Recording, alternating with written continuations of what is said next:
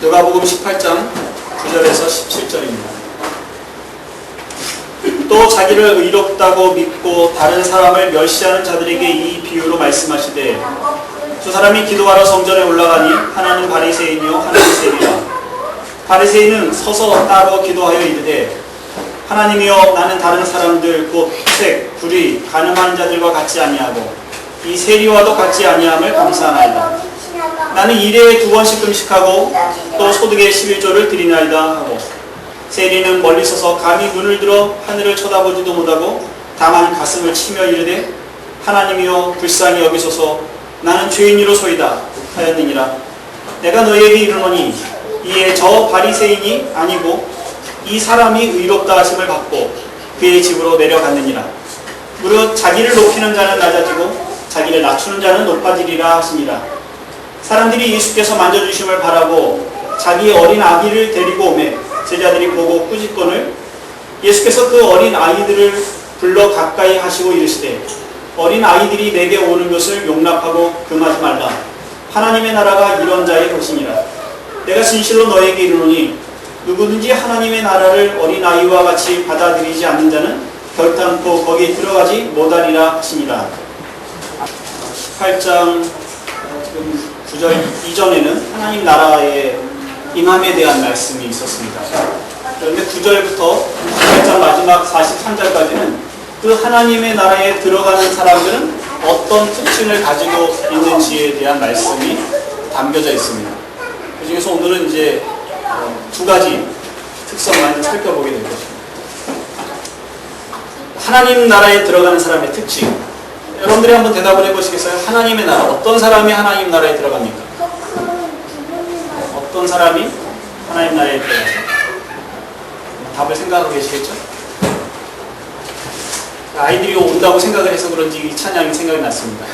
돈으로도 못 가요 하나님 나라, 힘으로도 못 가요 하나님 나라, 거듭나면 가는 나라 하나님 나라, 믿음으로 가는 나라 하나님 나라. 어떻게 간다고요? 돈으로 못 갑니다.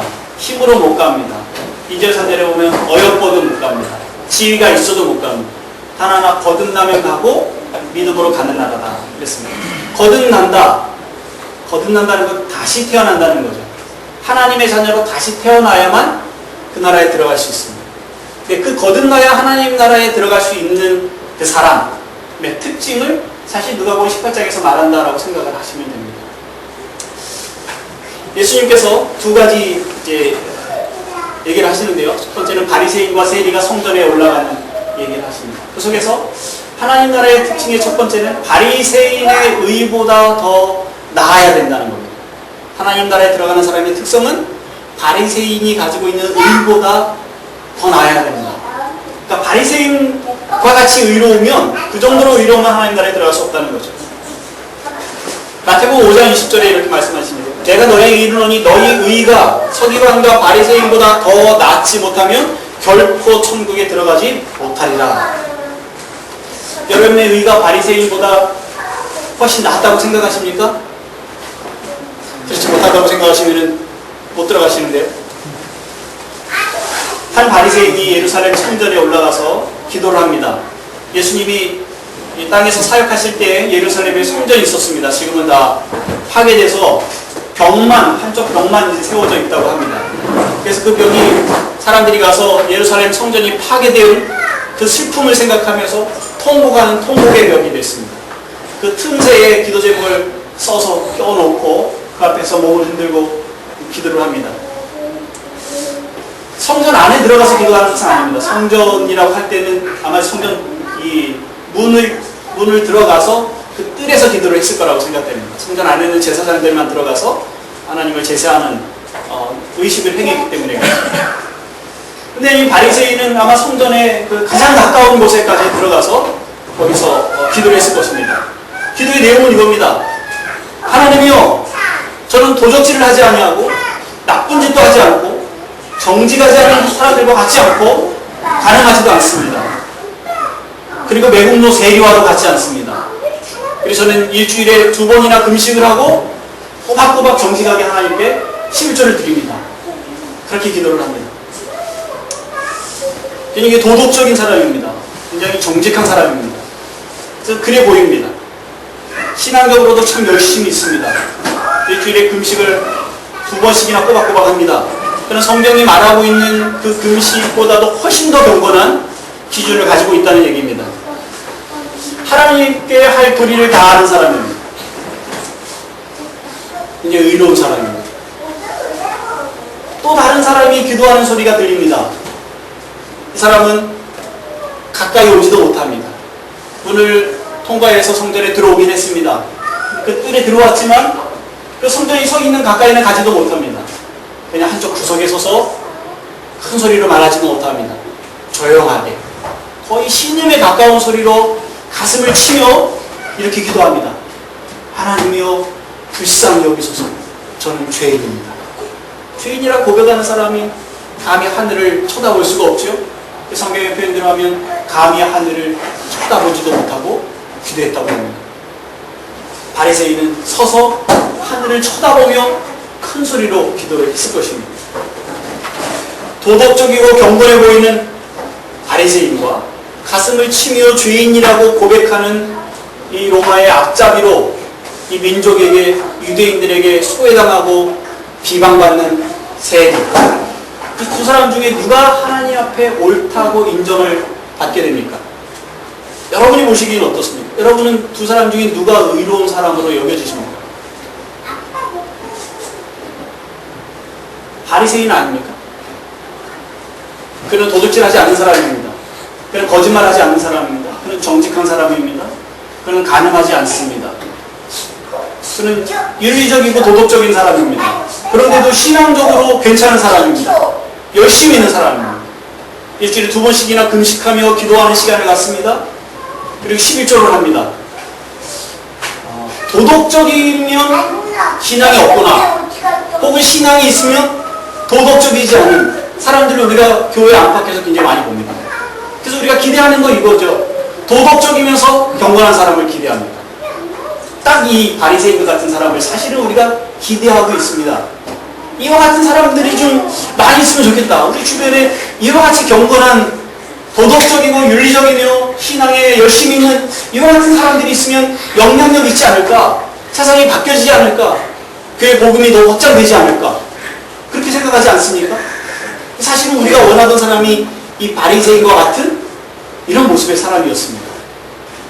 사실은 우리가 이 바리새인과 세리의 얘기를 들으면서 세리가 의롭다고 칭찬을 받았다는 것 때문에 우리는 자꾸 세리에게 관심을 갖습니다만 사실은 정직하게 일하신다면 우리는 바리새인을 기대하시는 겁니다. 사실 우리가 세리 같아서 더 바리새인을 찾는지도 모르겠습니다만 우리가 기대하는 건 사실은 바리새인. 그래서 주님은 누가 더 의롭다고 말씀하십니까? 14절에 보면 이렇게 말씀하십니다. 내가 너희에게 이르노니 이에 저 바리새인이 아니고 이 사람이 의롭다 하심을 받고 그의 집으로 내려갔느니라.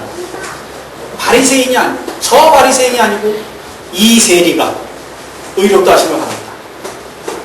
왜 그렇습니까? 왜 하나님이 도덕적이고 윤리적인 걸 문제 삼으십니까? 왜 신앙의 이 열심을 문제 삼으시는 거죠? 문제는 그가 그 일을 하고 있는지를 문제 삼으시는 것이 아니라 그의 태도를 문제 삼고 계시는 겁니다. 14절 나머지 부분을 읽으면요. 무릇 자기를 높이는 자는 낮아지고 자기를 낮추는 자는 높아지리라 하십니다. 그가 도적질하지 않고 정직하게 살며 간음하지 않으며 금식하며 11조 하는 것을 문제 삼으시는 것이 아니라 그가 하나님 앞에 가지고 있는 태도를 문제 삼고 계시는 겁니다. 12절 보면 이렇게 시작하는데요. 바리새인은 서서 따로 기도하여 이르되 서서 그 당시에는 다 기도의 자세가 서서 기도하는 거였어요. 서서 따로 기도한다. 따로라는 말은 우리가 인식하기로 따로 한쪽에 서서 이렇게 인식이 됩니다. 근데 NIV 영어 성경에는 by himself 이렇게 되어 있어요. 그 스스로 서서 스스로. 아니 그럼 서서 스스로 기도하지 남의 도움을 받아 기도하는 거예요? 근데 그 스스로에 숨겨져 있는 말은 세리가 가지고 있는 그 마음의 토대와는 다릅니다. 세리도 역시 서서 기도하는데요. 13절 보니까 세리는 멀리 서서 감히 눈을 들어 하늘을 쳐다보지도 못하고 다만 가슴을 치며 라고 되어 있습니다. 여기에 비해서 바리새인은 서서 스스로라는 단어입니다. 바리새인이 스스로와 세리의 가슴을 치며 하늘을 쳐다보지도 못하는 이 태도가 대조가 됩니다. 바리새인은 자기의 이 신앙의 의와 도덕적인 인격과 경건함을 바탕으로 그 위에 스스로 서서 하나님께 기도하고 있는 거예요. 바리새인에게는 경건이 있습니다. 신앙이 열심히 있습니다. 도덕적인 인격이 있습니다. 근데 한 가지 부족한 것이 있는데 그는 그리스도를 필요로 하지 않습니다. 왜냐하면 그는 스스로 서 있을 수 있기 때문에, 그는 스스로 하나님을 쳐다보고 기도할 수 있는 사람이라고 여겼기 때문에 그는 예수 그리스도를 필요로 하지 않습니다. 주님은 그가 하나님 나라에 들어갈 수 없다고 말씀을 하십니다. 세리는 어떻게 의롭다고 인정을 받습니까? 세리는 자기를 낮추었습니다. 주님이 낮추는 자는 높아진다고 말씀하셨습니다. 그는 자기를 인정했습니다. 자기가 죄인이라는 사실을 인정했습니다. 자기는 도덕적인 태도나 인격이나 혹은 신앙의 경건을 의지할 수 없다는 사실을 압니다. 그걸 갖출 수 있는 실력이 자기가 없다는 것도 압니다. 오늘은 이렇지만 내일은 좀 더 나아질 거야 라는 기대를 하기도 사실은 어렵습니다. 자기 직업을 포기하지 않는 한 유대인들에게 받는 그 비난과 비방을 버릴 수가 없을 것입니다. 그런데 이 직업을 오늘 그만둘 계획도 사실은 없습니다. 그걸 그만두면 먹고 살 일이 걱정일 것입니다. 자기의 힘으로는, 자기의 노력으로는, 자기의 열심으로는 하나님을 대면하여 설 수 있는 그 어떤 것도 얻을 수 없다는 사실을 압니다. 오로지 하나님의 어떠한 도우심, 하나님 나를 불쌍히 여기시는, 하나님 나를 긍휼히 여기시는 하나님의 은혜가 아니고서는 자기가 감히 하나님을 대면할 수 없다는 사실을 깊이 알았던 것입니다. 그것을 고백하는 것이요. 그에게 주님이 의롭다고 인정을 하십니다. 자기를 낮춘다고 의롭게 되는 것은 아닙니다. 자기를 낮추는 그 속에, 자기의 낮아짐을 발견하는 그 속에 이 사람이 하나님께 나아갈 수 있는, 예수 그리스도가 필요한, 예수 그리스도께서 들어가실 수 있는 길이 열려지는 거죠. 하나님의 은혜는 거기에 있습니다. 근데 우리는 교회 안에서 복음을 접하고 살아가는 중에도 사실은 세리와 같은 태도로 하나님을 만나지 않고 할 수 있는 한 바리새인과 같은 경건한, 출중한, 능력 있는 그리스도인으로 세워서 하나님을 대면하게 하려는 그런 노력들을 합니다. 개인적으로 그렇게 노력을 하기도 하고 다른 사람을 도울 때도 그런 노력을 합니다. 바리새인과 같이, 이 세리와 같이 자기를 낮추는 자가 우리 옆에 있다고 생각해 보십시오. 자기 비하죠. 자기를 낮춥니다. 나는 이것도 할 수 없고 난 저것도 할 수 없어. 나는 직업도 바꿀 수 없어서 하나님 앞에 좀 이렇게 정직하고 당당하게 나가서 교회 일을 할 수도 없는 그런 직업을 가지고 있는 데다 일주일에 금식을 2번은커녕 한 끼도 금식하기가 어렵고, 나는 이거 힘들어. 나는 기도도 잘 안 되고, 나는 이렇게 저렇게 살아가는 내 모습을 보면 나는 늘 죄인이야. 그런 생각을 가지고 말하는 사람조차 지금 교회에 찾아보기 어렵습니다. 교회에서는 죄인을 찾아보기가 어렵죠. 이 현대 교회의 문제가 죄인이라고 얘기하는 것을 하지 않는다는 겁니다. 연약한 사람이라는 거죠. 당신들은 연약한 거야. 못하는 거지. 죄인이 아니라. 죄라는 단어 자체가 빠져버렸다고 합니다. 죄가 없으니까 뭐가 필요 없어요? 십자가가 필요 없는 사회가 되고, 십자가가 필요 없는 교회가 되고, 십자가가 필요 없는 복음이 됐다고 한탄을 합니다. 우리가 그 연약한 사람들이 있을 때 우리가 그를 세워줍니다. 그리스도의 십자가로 나아가라고 말하는 것이 아니라 그의 자존감을 세워주는 거죠. 자기 비하의 가치관이 아니라 자기 긍정의 가치관으로 그를 도와줍니다. 아니, 너는 할 수 있어. 너도 괜찮아. 너 할 수 있어. 한번 해봐. 이런 도전을 주는 거예요. 혹은 자존감을 세워주는 프로그램을 만들어서 그 프로그램에 그 사람이 참여하게 합니다. 이 공동체에 있다면 그 공동체에 소속감이 일어나게 합니다. 역할을 맡겨줘서 네가 없으면 안 돼 하는 생각을 갖게 합니다. 괜찮은 방법입니다. 혹은 다른 사람을 돕는, 더 연약한 사람들을 돕는 봉사 일을 하게 합니다. 실제로 다른 사람을 돕는 그 도움의 일들이 그 사람의 행복 지수를 높여주는 방법이라고 합니다. 내 인생이 가치 있는 인생이라고 경험하게 하는 방법이랍니다. 좋은 방법입니다. 또는 너는 특별한 재능을 가지고 있을 거야. 지금은 드러나지 않지만 다른 사람들이 가지고 있지 않는 뭔가 다른 점이 너에게 있지 않겠어? 한번 그걸 찾아봐. 그리고 그 뭔가 작은 게 나타나면 그래, 바로 이 작은 것 때문에 너가 다른 사람과 다른 존재라는 의미야. 너는 괜찮은 사람. 이렇게 할 수 있는 한 그가 괜찮은 사람이라고 알려주고 세워주려고 노력을 합니다. 이건 좋은 방법입니다. 긍정적인 방법입니다. 우리의 삶이 가치 있는 삶이라는 것, 행복함을 누리게 하는 좋은 방법입니다. 우리가 필요할 때 써야 됩니다. 문제는 이것이 의롭게 되어지는 것에 관계없다는 겁니다. 하나님 앞에 서는데 유익하지 않다는 겁니다. 우리는 어떻게 생각하면 차라리 세리와 같은 자리에 있을 때 하나님과 더 가깝습니다. 여러분들이 세리와 같은 자리에 있는지 한번 여러분 자신을 살펴보십시오. 사람들에게 멸시를 받으시는 일들이 있으십니까? 긍정적인 말들보다 부정적인 말들을 더 많이 듣습니까? 무시당하는 일들이 더 많습니까? 사람들이 여러분을 알아주지 않습니까? 가족들이나. 때로는 가장 가까이 우리를 상처 주는 사람들은 보통은 부모였습니다. 지금도 부모일 수도 있고. 부모가 낳아놓고 너는 쓸데없이 태어났어. 왜 태어났니? 우리가 알아듣지 못할 때부터 그런 얘기를 하고 성장하면서도 그런 얘기를 듣고 자랄 수도 있습니다. 여러분들이 특별한 필요한 다른 사람들이 필요로 하는 재능이 있어서 사람들이 여러분을 찾고 계십니까? 그렇지 않을 수 있습니다.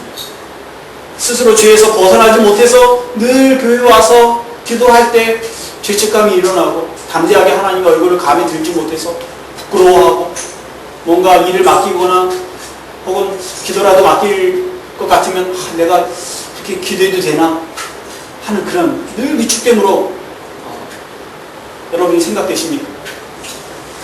그럼 우리는 이렇게 기도할 수 있는 거죠. 만약 이 중에 하나라도 여러분들에게 해당이 된다면 하나님이여 나를 불쌍히 여겨주십시오. 이렇게 기도할 수 있는 조건을 우리는 가지고 있는 겁니다. 하나님의 은혜가 거기에 임하는 거죠. 스스로 낮은 자리에 찾아가는 것이 아니라 어쩔 수 없이 내가 낮은 자리에 있다는 사실을 인식하고 그 모습 그대로 하나님 앞에 나가서 도움을 요청하는 것이죠. 이 회개는 기독교 복음의 아주 중요한 문제입니다. 우리가 예배에 이 죄의 고백을 다루고 있는 이유도 그렇습니다. 사실은 우리가 예배에 나오는 그 예배가 시작되기 이전에 우리는 죄를 고백하고 하나님께서 우리를 의롭게 하셨다는 사실을 믿고 예배에 참석을 하는 것이에요. 그래서 굳이 예배의 그 순서에 이 죄의 고백을 넣지 않아도 사실은 상관이 없는 겁니다. 그걸 다 아신다고 생각을 한다면, 그걸 다 전제한다면. 그래서 어떤 교회의 예배 순서는 가장 처음에 참여의 기도를 넣습니다. 그 참여의 기도를 하고 하나님의 은혜를 입어 이제 예배 자리로 나가겠습니다 하는 고백을 담고 있는 겁니다. 그런데 전통적으로 개혁주의의 많은 교회의 순서에 죄의 고백을 중간에 넣는 이유는 이 예배의 순서가 복음의 내용을 이 순서에 담아낸다고 생각을 한 겁니다. 먼저 우리가 하나님 앞에 서서 하나님께 경배송을 드립니다. 하나님 어떤 분이신지 그의 성품과 일하심을 찬양합니다. 근데 그 거룩하심과 전능하심과 그 높으심 앞에 섰을 때에 비로소 우리가 어떠한 자인지를 발견하는 거죠. 그래서 하나님 나를 불쌍히 여기십시오 하는 주의 고백의 시간을 갖습니다. 때로 굉장히 형식적이기도 합니다. 그러나 그 속에 하나님의 위로하심이 있다고 생각합니다. 우리가 기억나던 죄든 그렇지 않은 죄든 죄의 고백을 합니다. 그것은 억지로 죄를 기억해서 슬프게 하자는 의미가 아니라 이 세리의 기도와 같이 우리의 처지가 어떤지를 하나 옆에 고백하는 시간을 갖자는 겁니다. 기도가 끝나면 제가 하나의 말씀으로 이렇게 선포를 합니다. 그러므로 형제들아, 우리가 예수의 피를 힘입어 성소에 들어갈 담력을 얻었나니 그 길은 우리를 위하여 휘장 가운데로 열어놓으신 새로운 살 길이요 휘장은 곧 그의 육체니라. 성전에는 하나님의 영광이 임재하시는 장소가 있었습니다. 지성소가. 거기는 1년에 한 번 대제사장이 피를 가지고만 들어갈 수 있는 자리입니다. 그 영광이 늘 휘장으로 가려져 있습니다.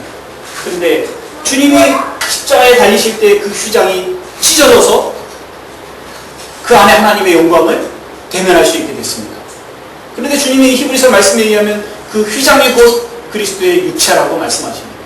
예수 그리스도의 육체가 십자가에서 찢어질 때에 우리가 하나님의 영광을 대면할 수 있는 길이 열린 것입니다. 죄의 고백을 할 때에, 그리고 죄의 고백 이후에 주의 위로하심이 있을 때, 우리를 의롭게 하시는 하나님의 말씀이 있을 때 우리는 그리스도의 피를 밟고 그 육체 사이를 지나 하나님의 영광의 보좌 앞으로 나가는 것이죠. 이것이 늘 예배 가운데 늘 반복되어 일어나는 것입니다. 매주 예배 가운데 이것이 기억되고 이 의식이 일어나야 하는 것처럼 이 중요한 문제입니다. 하나님 나를 불쌍히 여겨주옵소서. 하나님이 나를 의롭게 하시는 것이 아니라면, 그리스도의 피가 아니면 제가 하나님을 대면하여 설 수 없습니다라는 고백이 우리가 이 예배 시간에 고백되어 그 고백으로 한 날을 사랑하는 일주일을 사랑하는 것입니다. 하나님 나라에 들어가는 사람의 첫 번째 특징은 자기를 하나님 앞에 낮추고 그 의를 의지하는 겁니다. 또 다른 특징은 어린아이와 같이 하나님 나라를 받아들이는 것입니다. 17절 말씀이에요. 내가 진실로 너에게 이르노니 누구든지 하나님의 나라를 어린아이와 같이 받아들이지 않는 자는 결단코 거기 들어가지 못하리라 하시니라. 이것은 세리가 자기를 낮춘 것과 다른 얘기가 아닙니다.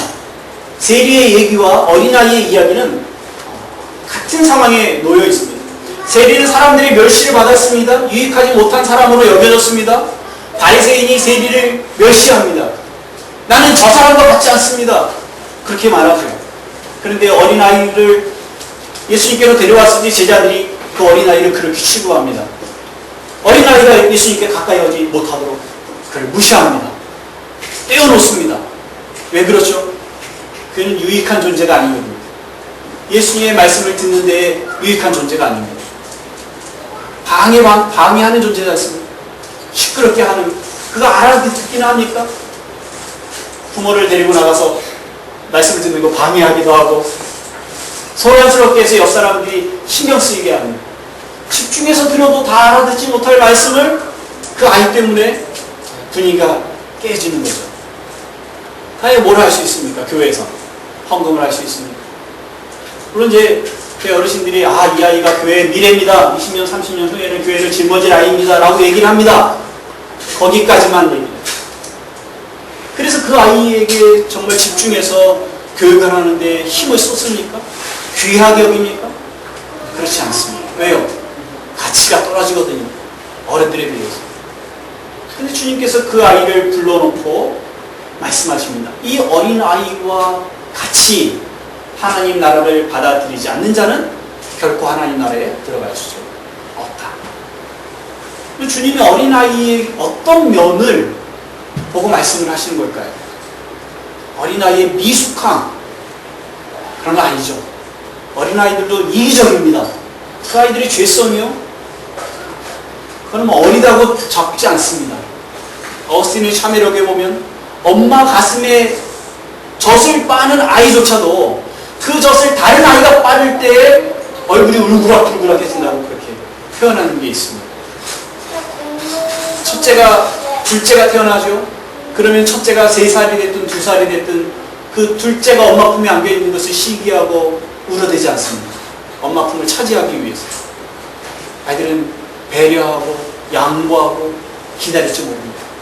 그런 죄성을 말하는 것이 아니죠.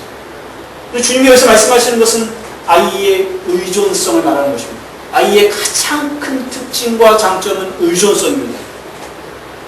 의존성. 의존성은 하나님이 사람을 만드셨을 때 사람에게 주셨던 가장 놀라운 특징입니다. 사람은 철저하게 하나님을 의존하여 살아가게 되었습니다. 하나님을 바라보고 살아가도록 창조했습니다. 그런데 사람은 더 이상 하나님을 의지하지 않겠다고, 자기가 하나님처럼 되겠다고 하나님을 반역하여 떠나가는 것, 그게 아담과 하와의 죄입니다. 우리가 원래 하나님이 우리를 창조하셨던 형상으로 회복하여 간다는 것은 하나님을 절대적으로 철저하게 의존하는 상태로 가는 것입니다. 어린아이와 같이 가는 것입니다. 아이는 부모를 떠나서 살아갈 수가 없습니다. 철저히 부모 의존적입니다. 그렇기 때문에 부모 또한 철저하게 자기를 의존하는 아이에게 모든 것을 다 줍니다.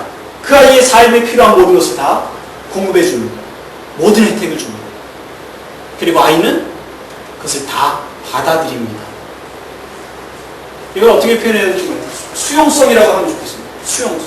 그래서 이 절대 의존성은 절대 수용성과 사실은 같은 것입니다. 아이는 절대 의존합니다. 부모는 그 아이에게 필요한 모든 것을 공급합니다. 아이는 그걸 다 받아들입니다. 하나님 나라는 그렇게 다 받아들여야 됩니다. 왜 이것이 어린아이의 특성이라고 얘기하냐면 우리는 그렇지 않습니다. 우리는 의존적이지 않습니다. 우리는 할 수 있는 한 세리의 자리에서 바리새인의 자리로 옮겨지려고 무단히 애를 쓰는 사람들 아닙니까?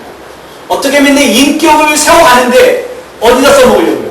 하나님 앞에 당당하게 요구할 것으로 그 근거로 삼으려고 내 인격을 세워나가려고 할 때가 얼마나 많이 있습니까? 우리 신앙의 견고함과 열심을 어디다 써먹으려고 그렇게 찾는 거죠? 그 하나님의 은혜가 감격스럽고 감사해서 그래서 그 신앙이 열심히 나오는 겁니까? 그건 참으로 좋은 방법입니다. 참으로 좋은 일입니다. 그런데 그 열심이 다른 사람의 열심 없는 것을 비방하는, 멸시하는, 비교하는 잣대로 쓰이는 일들이 얼마나 많이 있습니다. 그런데도 불구하고 우리는 그걸 구분해내지 못하고 어른이 되려고 온갖 몸부림들을 하고 그런 어른으로 키워내려고 여러 가지 시도들을 하는 것을 우리가 가까이 접합니다. 어른이 절대적으로 하나님 앞에 의존적이지 못할 뿐만 아니라 그 의존적이지 못한 어른임에도 불구하고 하나님은 그 어른이 어린아이같이 여겨져서 그에게 필요한 모든 것을 공급하시는 것이 하나님이십니다. 그럼에도 불구하고 그 어른은, 그 어른인 채 하는 어린아이는 하나님의 공급하심을 충분히 받아들이지 못합니다. 그걸 거부합니다. 인정하지 못합니다. 은혜를 은혜로 여기지 못합니다. 여러분들이 이미 교회 생활을 오래 하셔서 하나님의 은혜가 값없이 그 피와 생명을 주셨다는 것이 무엇인지를 알고 고백하고 그것이 경험되어져서 감격하고 그렇게 살아가시는 분들이라는 것을 압니다. 그런데 이것이 쉬운 것이 아닙니다. 복음을 처음 듣는 분들에게 복음을 설명합니다. 형제님, 자매님, 당신의 죄를 위해서 예수님이 대신 값을 지불하셨어요. 말을 바꿨어요. 형제님이 5천만 원의 빚을 지셨는데요. 예수님이 5천만 원의 빚을 갚으셨어요. 감사하지요. 감사하죠. 제가 갚아드려야죠. 갚아드려야 된다는 생각을 합니다. 예수님의 피값을 어떻게 해서라도 갚아드려야 된다는 생각을 가지고 살아갑니다. 갚을 수 있는 것입니까? 갚을 수 없는 것입니다. 평생 어찌어찌 노력해서 갚아질 수 있는 분량이 아닌 것을, 그런데 그 빚진 마음을 어찌할 다른 방법이 없어서 갚아야 된다는 짐을 가지고 살아가는 거죠. 그러니까 은혜가 사실은 없는 겁니다. 그 은혜 없이 살아가는 사람의 대표가 두 아들의 비유에 나오는 첫째 아들입니다. 첫째 아들은 둘째가 아버지의 재산을 가지고 나가서 다 낭비하고 돌아와 아버지의 환영과 사랑과 잔치를 받는 것이 몹시 불편했습니다. 부당한 것입니다. 있을 수 없는 일입니다. 갚아야 되는 일이에요. 자기는 그런 시도조차도 하지도 않았죠. 집에서 베풀어지는 아버지의 사랑조차도 기쁨으로, 감사로, 즐거움으로 받아내기 어려웠던 사람입니다. 모범적이 없고 성실했습니다. 집에서 열심히 일을 했습니다. 밥값을 했습니다. 아버지의 아들로서의 역할을 충실히 했습니다. 그에게는 기쁨이 없습니다. 자유가 없습니다. 아들의 특권도 없습니다. 은혜가 없습니다.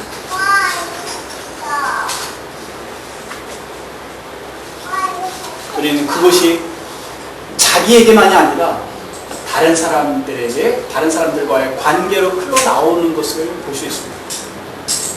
이 시작 말씀에 주님께서 그렇게 말씀하시죠. 또 자기를 의롭다고 믿고 다른 사람을 멸시하는 자, 다른 사람을 멸시하는 것으로 나타납니다. 한 집안에 두 아이가 있습니다. 하나는 총명하고 건강합니다. 그는 부모의 관심의 대상입니다. 기대의 대상입니다. 사람들이 칭찬합니다. 많은 기대를 받고 자랍니다. 다른 아이는 총명하지 못합니다. 늘 어리숙합니다. 실수합니다. 건강하지 못합니다. 부모가 늘 그를 챙깁니다. 더 많은 시간을 그 아이가 붙어 있을 수밖에 없습니다. 건강하지 못합니다. 그러나 늘 부모의 마음은 안타까움입니다. 그리고 그 아이도 그걸 봅니다. 부모가 나를 안타까워한다는 거죠. 뭘 배워도 잘 기억하지 못합니다. 사람들의 기대가 그에게 없습니다. 첫째가 둘째를 멸시합니다. 가능한 일입니까? 그럴 수 있습니까? 첫째는 어떻게 총명하게 됐고 어떻게 건강하게 됐습니까? 첫째는 어떻게 해서 건강하지 못하고 총명하지 못하게 됐습니까? 그들이 행한 일이 없습니다. 자기의 노력이 없습니다. 그런데 불구하고 그런 일들이 일어나는 것이 우리의 가정입니다. 그리고 교회 공동체입니다. 여러분들이 지금까지 이렇게 신앙생활을 해오신 것이, 신앙의 연륜이 쌓여지신 것이, 성경을 아는 것이, 하나님의 말씀을 이해하는 것이, 복음의 그 깊은 맛을 아는 것이 여러분의 노력에 의한 것입니다. 물론 여러분들이 애쓴 것이 있을 것입니다. 새벽에 나가서 기도하신 일들이 있고, 금식하려고 몸부림하시고, 성경을 읽기 위해서 발을 꼬집어 가면서 읽으시려고 하신 적도 있으시고, 몸부림하신 것들이 있으실 것입니다. 그와 같은 투지와 그와 같은 열심과 그 동기는 어디서 나온 겁니까? 그것은 여러분의 것입니다. 우리는 우리가 멸시하고 비교하는 별로 교회에서 이렇게 좀 열등한, 그래도 잘 참석하지 않아요. 헌금도 많이 하지 않아요. 봉사를 하지 않아요. 어디 일거리를 만들고 기도의 제목거리고 사람들이 무시할 만한 어린아이가, 그런 사람들은 그 처지에 있는 것이 그들의 몫이죠. 우리와 다른 그들이 책임져야 할 일들입니다. 그렇게 생각하십니까? 그는 바리새인이 세리를 보는 시각입니다. 그는 그의 처지의 상황에 이유가 있을 것입니다. 그러나 우리가 그를 보는 태도는 그래서는 안 됩니다. 우리는 은혜를 받은 자요, 그는 은혜가 필요한 자입니다. 열심히 여러분이 하나님과 더 가까이 계시다면 여러분이 스스로를 의롭다고 여기고, 그 의롭지 않다는 사람들을 무시한다면 주님이 오늘 말씀하신 것처럼 저 바리새인이 아니고 이 세리가 더 의롭다함을 얻었다는 말씀을 우리가 듣게 될 것입니다. 갈라디아서 6장 1절 2절 말씀에 보면, 우리가 혹 범죄한 사람을 본다면, 우리가 혹 연약한 사람들을 본다면 우리는 온유한 심령으로 그 사람들을 바로 잡아주고 짐을 져주고, 그리고 자기 자신이 혹 시험에 들지 않을까 두려움으로 돌아오라고 그렇게 말씀하고 있습니다.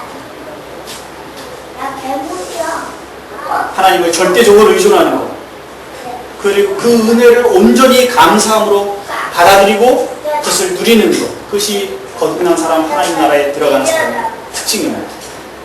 여러분 중에 이미 거듭난 믿음으로 살아가고 있는 분들이 계시다면 우리 안에 일어나고 있는 이 바리새인과 같은 의롭다고 스스로 믿는 이런 태도들을, 이 옛사람의 모습들을 계속 벗어버리고 날마다 새로운 사람을 입으시는 그런 은혜가 있으시기를 바랍니다.